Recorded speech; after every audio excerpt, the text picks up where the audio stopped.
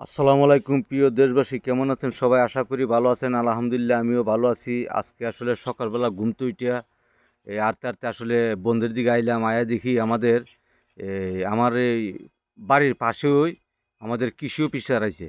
তা আসলে একজনকে কি অনুদান দান করছিল, করার পরে আজকে দেখতেছি যে সাইনবোর্ড লাগাইতেছে।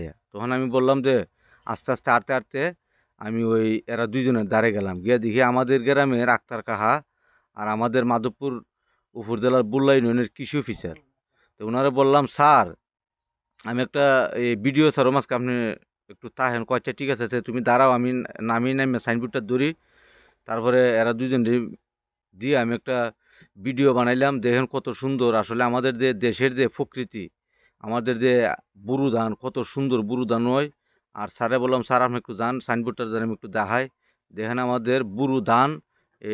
তা আসলে সব কিছু মিলে আমাদের দেশের যে একটা প্রকৃতি, আমাদের দেশের যে একটা আবহাওয়া, কত সুন্দর, কত সুন্দর লাগে। আর এরি ধান আসলে বুরু ধান আসলে এমনি ভালো লাগে। আমরা ছোটোবেলা অনেক করছি। আর ওই তখন মানে দেশের